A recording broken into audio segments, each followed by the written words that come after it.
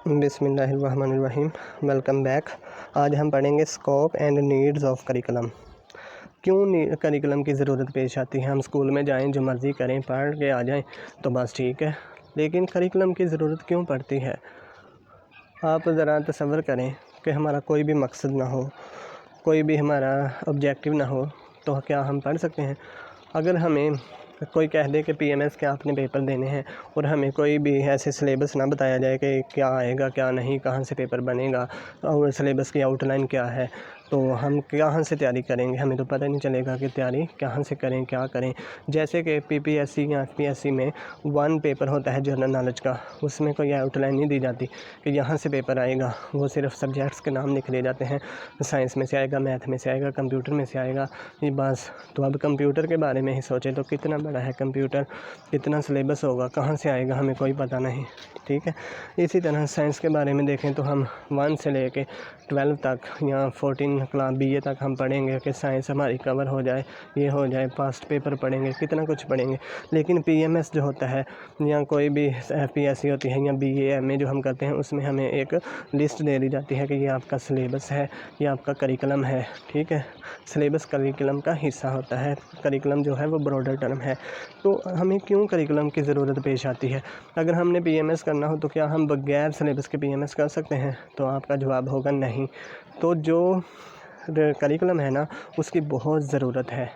Curriculum में हमने लिख लिया होता है कि बच्चे की करैक्टर बिल्डिंग करनी है, हमने बच्चे का ये करना है, बच्चे को ये आना चाहिए, इस क्लास में बच्चे को कंप्यूटर आना चाहिए, मैथ आना चाहिए, एडिशन आनी चाहिए, सब्ट्रैक्शन आनी चाहिए।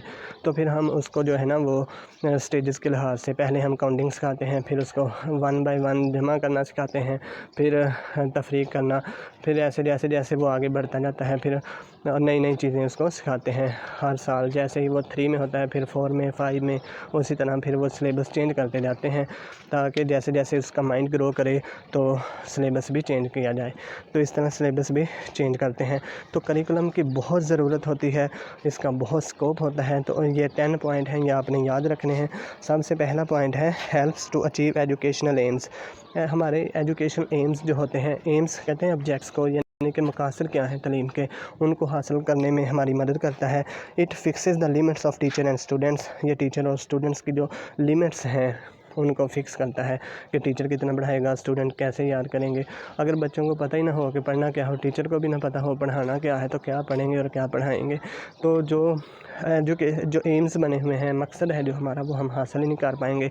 ये हेल्प करता है हमें हमारा मकसद हासिल करने में, और ये टीचर्स को भी रास्ता दिखाता है और स्टूडेंट्स को भी, उनको लिमिट्स भी करता है। ठीक है, it promotes democratic values, liberty, equality, justice.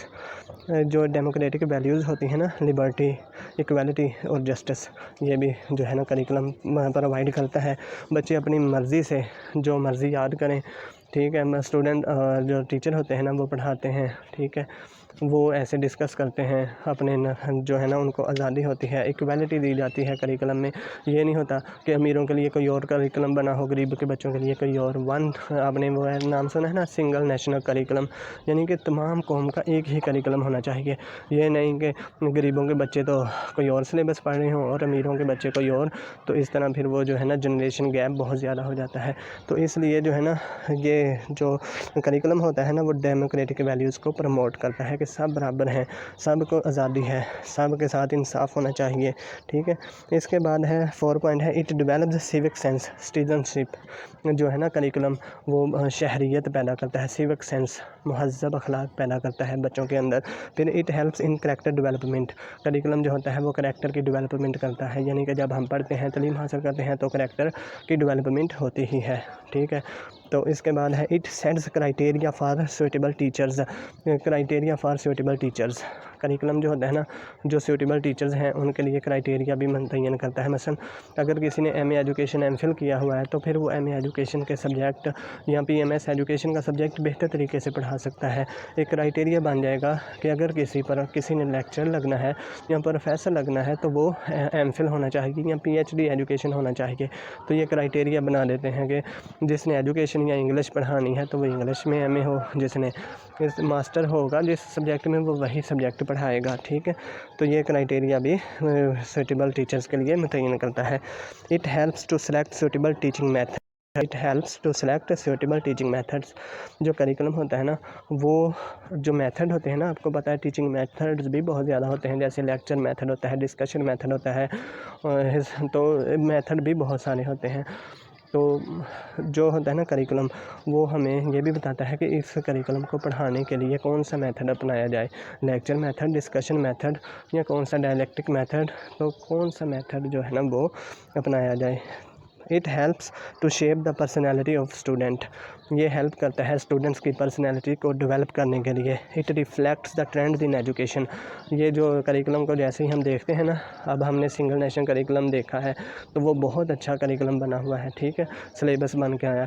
तो ये जितने भी न्यू ट्रेंड्स थे ना, उनको रिफ्लेक्ट करता है कि जो अभी नया हो रहा है ना मुल्क में या दुनिया में, उन सब के ट्रेंड्स को ये ज़ाहिर करता है, रिफ्लेक्ट करता है। 10 पॉइंट है, it enhances the knowledge acquisition in an organised way. In an organised way, जो भी हम नॉलेज हासिल करते हैं, अगर वो ऑर्गेनाइज ही ना हो, हमें क्या पता हमने कितना सिलेबस पढ़ लिया है, क्या कर लिया है, हमारा कितना सिलेबस रह गया है, हमने कौन सी बुक अब शुरू करनी है, कौन सा चैप्टर हमारा रह गया है, कौन सा टॉपिक रह गया है। तो करिकुलम जो होता है ना, वो हमारी मदद करता है कि अच्छा, आपको एक लिस्ट जब मिल जाती है ना, तो आप पहला टॉपिक पढ़ लेते हैं, उस पर टिक लगा देते हैं, अच्छा इसको कवर कर लिया है, फिर दूसरे पे दूसरा पढ़ते हैं, उसको आप टिक लगा देते हैं, जो नहीं पढ़ा होता उसके आप क्लास लगाते हैं। यानी कि एक ऑर्गेनाइज्ड नॉलेज एक्विजिशन में, ऑर्गेनाइज्ड वे में जो है ना, वो आपको इन्हेंस करने में मदद करता है ये करिकुलम।